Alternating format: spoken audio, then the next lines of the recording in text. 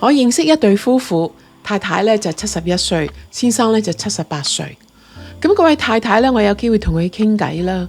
咁佢話咧就最近做咗驗血報告，醫生咧又話佢啦，即係膽固醇過高啦，整體嘅數字高啦。但係佢個好彩咧，就佢嘅好膽固醇都高喎，除咗壞膽固醇。咁佢同我講，佢不嬲都係同醫生拖住先啦，喺食物上調整下啦。咁佢拖咗好耐啦。但係今次咧，個醫生話真係幾高。今次佢就諗完之後咧，佢接受喎，開始食藥喎。咁我問佢咧，你不嬲以前話唔食嘅喎，點解今次你會食啊？咁佢望住我，佢就同我講，佢話咧就係我先生已經78歲啦。如果我出事，佢要照顧我唔想，所以今次咧就係，所以我作咗個決定咧，我就要去食藥啦。咁好得意喎，原來咧好多人咧都會為咗別人咧就會採取一啲行動嘅喎。咁呢個係關於感情啦。真係好慘㗎，係咪？即係要一個78歲嘅人咧照顧一個71歲嘅人。咁但係我哋要諗一諗啦，係咪我哋真係要等到嗰一刻先至去做嘢咧？咁我想問下大家啦，你通常會願意為自己去勤力啲去做一樣嘢多啲啊，抑或為咗別人呢？咁我哋今次講呢個話題呢，就係同我哋嘅感情就有關係啦。因為 Dr. Atia 教我哋呢，就係第5招，如果我哋想真正嘅健康地長壽呢，我哋要去掌握嘅。咁希望大家呢，就開放自己去聽清楚咯。咁今次呢，就 Dr. Atia 嘅女訪問佢咯，佢話喺長壽上邊點解會係呢一個感情係咁重要呢？咁我哋睇睇呢一個短片。Okay, and then we'll quickly touch on the last one, which is emotional health. And a lot of people think that this is not really something that kind of matters in longevity, but you talked about this in the last chapter of Outlive and how it's really important to you and that you've recently discovered it. So do you want to talk a little bit about that and how it's important as people are aging? Well, I think it's actually important at any age. I think about how little I see my parents because we live in a different country. And so I can imagine that things that we take for granted when we're young, like being close to our children or our grandchildren, aren't guaranteed when we grow older. 咁你留意咧 ，Dr. Atia 強調佢自己同父母咧就係隔離咗好多。咁因為點解啊？佢父母係一個國家，佢自己一個國家。咁你哋咧，你哋會唔會父母都係唔係你一個國家住咧？咁唔容易探翻佢。咁佢強調就係我哋需要去記得人生嘅最後嗰10年、20年咧，我哋唔可以理所當然覺得我哋而家有嘅嘢咧，到時都會有噶啦。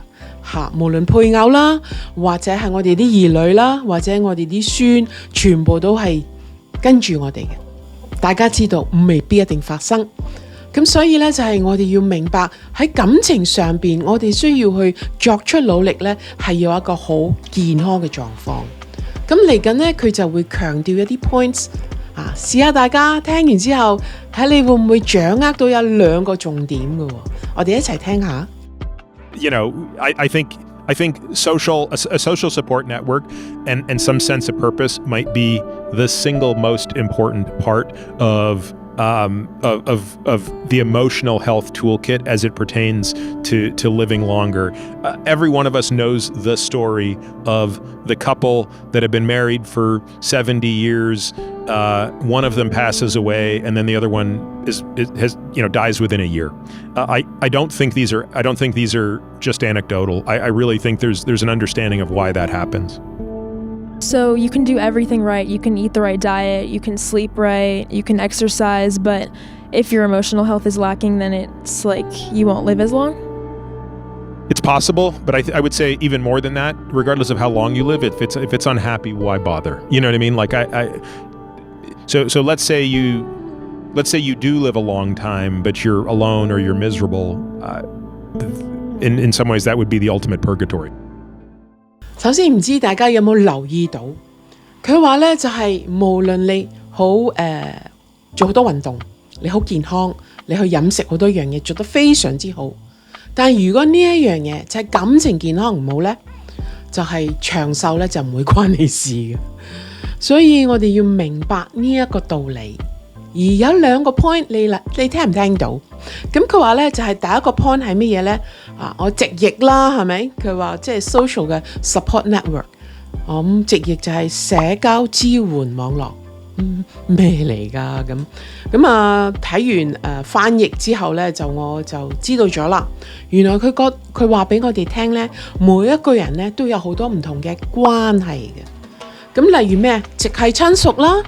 係咪？我哋啲親戚啦，我哋啲朋友啦，我哋喺工作上嘅同事啦，原來呢個咁嘅關係，呢個聯繫呢係好重要，所以呢個就係我哋第一個 point 要留意嘅。因為喺呢個空間入邊呢，佢可以幫助我哋呢，就係有一個情緒上嘅支援嘅，即係我哋有好嘅親戚朋友。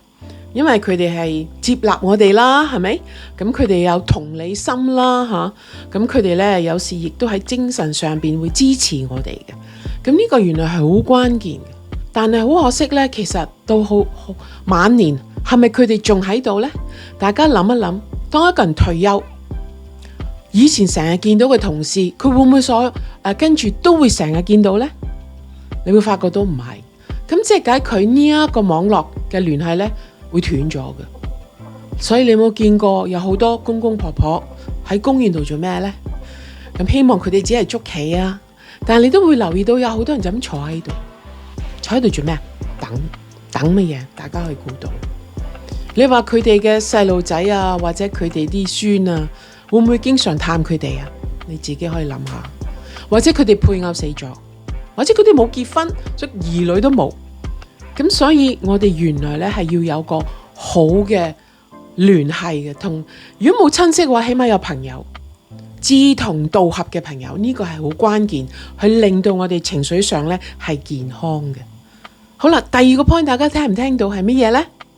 佢就係話原來做人，我哋亦都有一個要超越我哋日常生活嘅一啲重大啲嘅一啲人生目標嘅。呢啲人生目標係幫助我哋覺得我哋有價值嘅，即係我哋喺度達成緊一啲嘢嘅。咁呢個就係超越我哋自己嘅個人嘅睇法嘅。所以有啲人咧就會好中意做義工，係咪？因為佢哋做緊啲更大嘅目標嘅事情。我哋要諗一諗，有啲乜嘢我係可以貢獻呢？係咪去到50歲，我工作能力停咗之後，如果我好長命嘅話呢？哇！但我係好空虛嘅，或者我好寂寞嘅，咁係咪令到我健康？唔會，所以都會削弱我哋嘅壽命，都唔會得到健康嘅長壽。其實要真係去諗下，要諗我哋有啲咩我哋可以向前做，因為人係好有價值嘅。同大家已經分析晒噶啦，就個5招，Dr. Tia 教我哋點樣可以咧，就係留意翻咧，去做翻咧，咁我哋咧就可以真正有健康嘅長壽。咁如果你有啲問題想問我咧，你可以喺下邊問我嘅，因為我嚟緊咧都想同大家去講下，我哋點樣可以套用，即係我實質要做啲乜嘢，我係可以達成咧。除咗 Dr. Tia 講咧，其實都有其他醫生講嘅。咁下次我就想同大家去分析我哋點樣實質喺人生上邊咧，將呢5招用佢出嚟。